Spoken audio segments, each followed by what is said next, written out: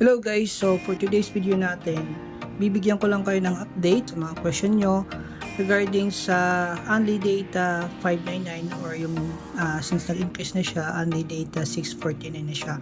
So marami sa inyo ang hindi na gumagana yung kanilang mga Only Data na talk and text. Okay, so tutok lang kayo sa video ito para malaman nyo po.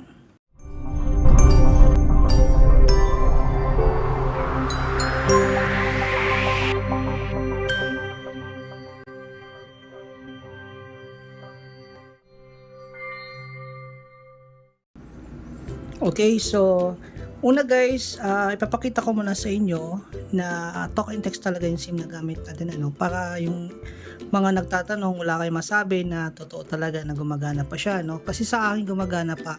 So ito yung SIM na gamit ko, yan, kung makikita nyo, talk and text po yan na 5G. So makikita nyo din po dyan yung number ko, yan, kung maaninag nyo sa camera. So nakikita nyo ngayon din sa screen ngayon na parehas po siya dun sa number na gamit ko sa dashboard sa smart, sa smart app, kung saan registered po ako ng Only Data 649. So before, yan po ay Only Data 599. So since nag-increase na si smart, kaya naging 649 na po siya. So itong SIM na ito guys, ilalagay ko siya mismo dito sa ating PLDT Home Wi-Fi. Ito yung version 381, So yung version nito is H153-381. Okay, so iba to dun sa isa. Pero pares lang guys, na-try ko na rin siya, dun sa isang model naman nito.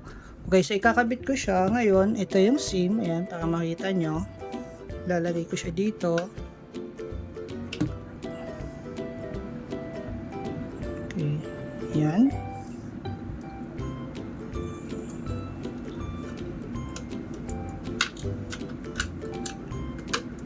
Yan. Tapos power on natin. So antayin natin guys, mag-steady siya. Lahat ng lights.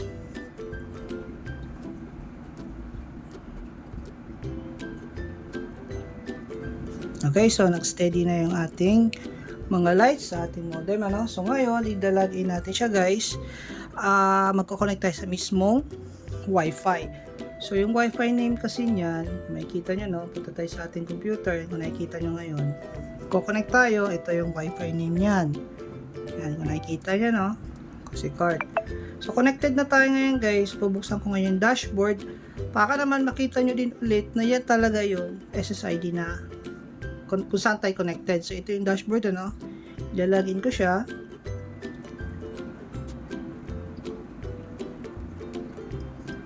Okay, so nakalagin na tayo ngayon. Pupunta muna tayo sa Wi-Fi settings para mapakita ko sa inyo.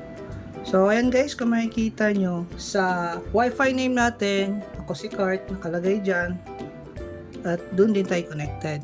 Okay, so para malaman nyo lang po na hindi tayo nag-connect sa ibang Wi-Fi at para malaman nyo na working talaga. So next, since connected na tayo, bubuksan ko ngayon yung smart app ko. Yan. So kung nakikita nyo ngayon guys sa inyong mga screen, yan, connected po tayo sa Wi-Fi nito sa ating modem at nakasubscribe po tayo ngayon sa Only Data 649. So kung makikita nyo dyan, ang expiration ko pa po ay February 6, 2025. Okay, so ito yung number na gamit ko, yung pinakita ko kanina sa screen, yung number na yan. At kung mapapansin nyo sa aking mga previous video, yan din po yung gamit kong SIM number. So kung titignan nyo guys, yan pa rin yung gamit ko at until now, nagagamit ko pa rin siya. So ibig sabihin, hindi po siya nabablock, wala rin pong speed capping sa mga nagtatanong, at walang pinagbago sa speed doon sa bilis ng kanyang speed test. Okay, so ngayon next, ipapakita ko sa inyo guys yung speed test, actual speed test. So sabi ng iba kasi bumagal, may speed capping, etc. So ngayon magta-try tayo mismo, so connected tayo sa ating Wi-Fi. So sa Google Speed Test, tatry muna ako dito. Ayan. Kung makikita nyo, yan po yung speed test niya ngayon. So naka 5G po yan. So, syempre, dapat yung location nyo ay may 5G din para mas mabilis siya.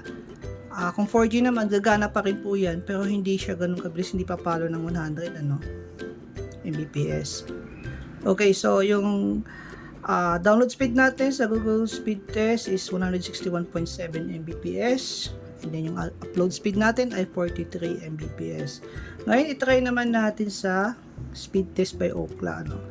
So, ito yung most commonly used na speed test na website. So, go natin siya. Pero mas preferred ko yung Google, guys. Kasi dito, hindi ganun ka-accurate Yan, kung makikita nyo, pumapalo tayo ngayon ng 350. 360, ayan, Mbps. Okay, so peak hour po ito, guys. Kung makikita nyo sa akin sa bandang upper left side, ang time natin ngayon ay 6:17. So, gabi po yan. So, peak hours, meaning maraming gumagamit. Okay, so yan yung actual ko ngayon, 378 Mbps. Okay. Next, doon naman tayo sa fast.com. So, ito naman yung speed test ni Netflix. So, try natin dito. So, mas mabilis to, guys, kapag morning. Kapag umaga kayo, nag-speed test o kaya gumagamit, mas mabilis, papalo siya ng 500 plus something, So, ngayon, 410 Mbps naman sa fast.com. Tignan naman natin, guys, sa kanyang upload speed.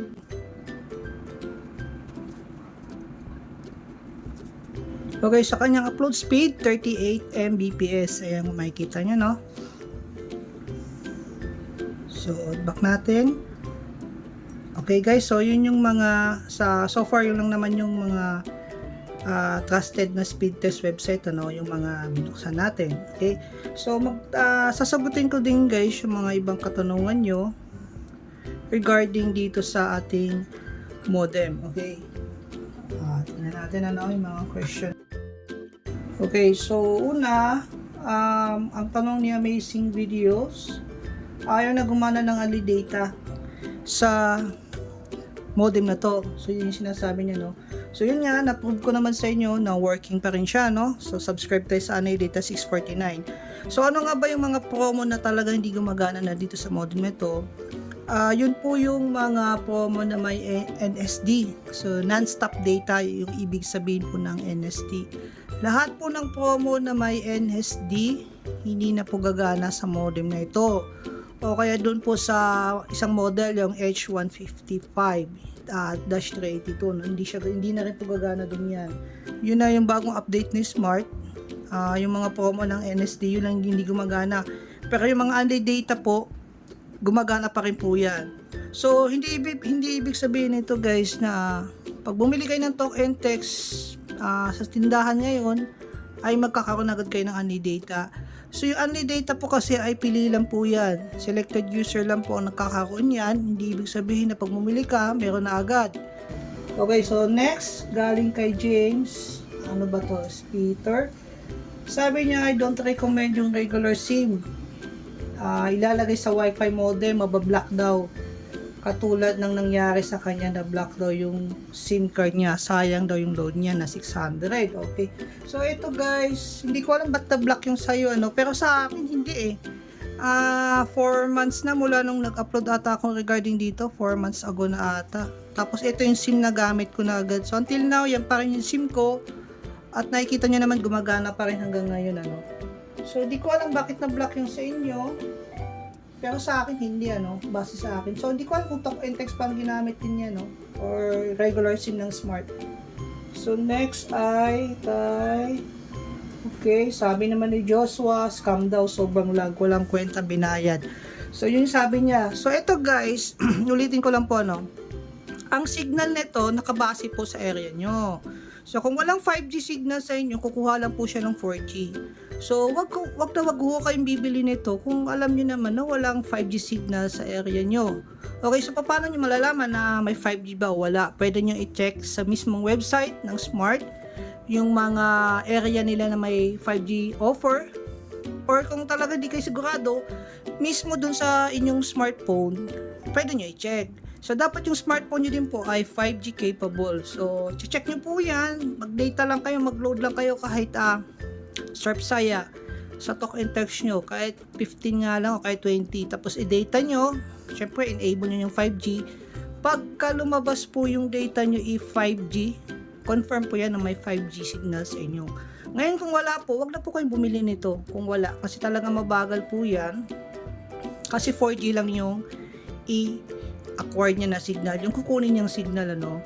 So lalo na kung mabagal din yung 4G sa area nyo, mahinang signal, talaga hindi nyo makukuha yung full benefits ng modem na ito. So hanggat maaari, check nyo muna sa inyong mga smartphone kung may 5G ba or kung mabilis ba yung mga sagap ng mga signal. Malalaman nyo naman din yan kasi may mga bars kayo, diba? Mga signal bar ng inyong smartphone. Okay, so check nyo muna syempre. Hindi naman ito scam, nakikita nyo naman yung mga actual ko na speed test dito, pinapakita ko sa inyo. Gaya ngayon na talagang working pa yung ating Only Data 649, ano, talk and text. So next question tayo. Sir, sana matest kung ilang computer or gadgets ang kaya ng sabay-sabay. Okay, so sa akin dito sa bahay namin, ano, 6 to 8 gadgets po ang sabay-sabay na gumagamit. So isa na dito yung smartphone, apat yung anak ko, lahat sila nakakonect. Tapos ito naman isa, yung PC ko, pag may ginagawa ko connected din po yan.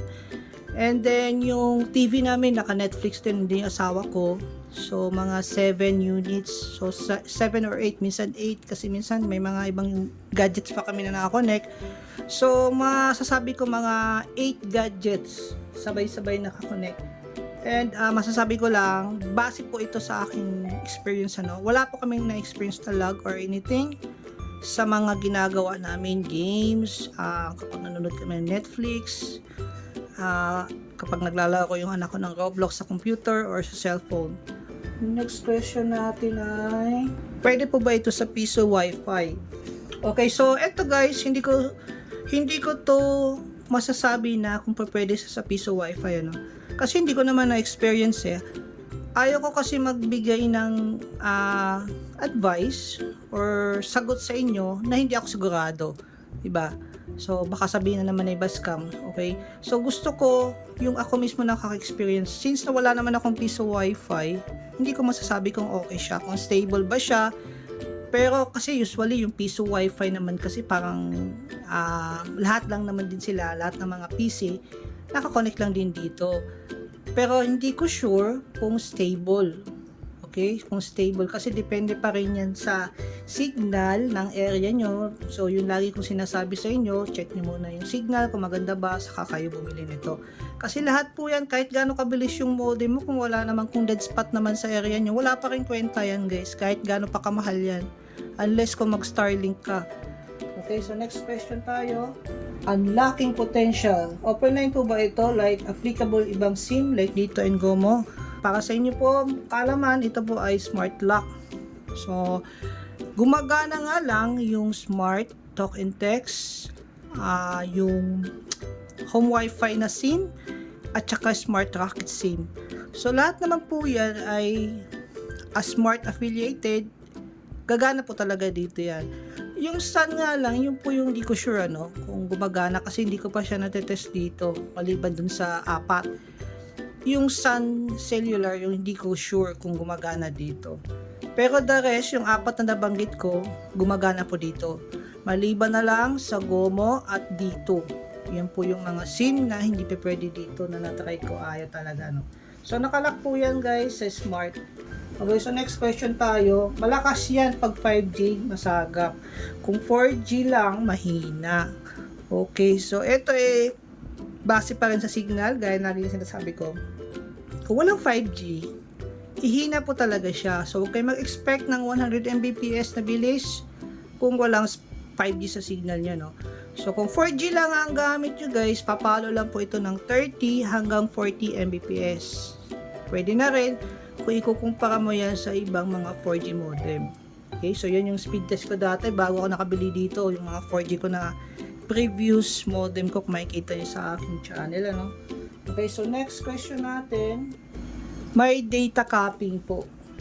Okay, sabi ni at Kaisen TV, may data capping. So ito pa wala po itong data capping guys. So nakailang download na po ako dito ng mga torrents na mga movies, games, at until now wala po siyang data capping. So, paano natin malalaman kung may data capping? Gaya ng sabi ko, sa speed test pa lang po guys, kapag halimbawa nagkaroon kayo ng data capping, babagal po yan. Iba din yung speed capping. Pag sinabing speed capping, mabilis siya sa simula. Sobrang bilis. And then, pag na-reach yung limit na bandwidth, babagal siya. So, sabihin na natin pumapalo ka ng 100 Mbps. And then, pagdating mo pag na-reach mo yung limit na speed capping, babagal po siya. Biglang babagsak ng 20, 30. So, yun po yung speed capping. Sa data capping naman, pagka nagda-download ka, at na-reach mo na yung limit, babagal din po siya, no? So, yun yung data capping. So, dito kung makikita nyo guys, walang data capping tayo.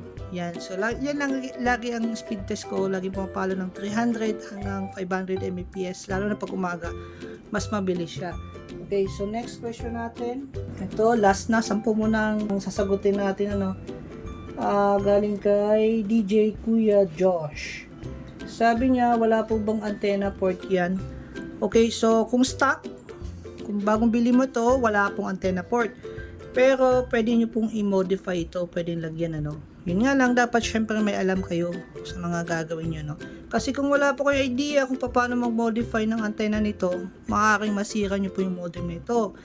And please note, kapag nag-modify po kayo ng antenna nito, mabovoid po yung warranty ng inyong modem. Okay, so marami ang ako nakikita sa YouTube, kahit pwede nyo i-search na nagagawa nila ng antenna to, bubutasan lang nila to. Tapos, kakabitan na syempre ng external antenna, may nabibili po niya si Shopee or Lazada para malagyan po siya ng antenna. Okay, so yun lang guys yung yung masasagot natin sa ngayon. No? Confirmation lang po ito, update para sa inyong mga katanungan kung gumagana pa ba o hindi. Okay, so sana po nakatulong ito guys, and please subscribe po sa aming YouTube channel. Thank you po for watching.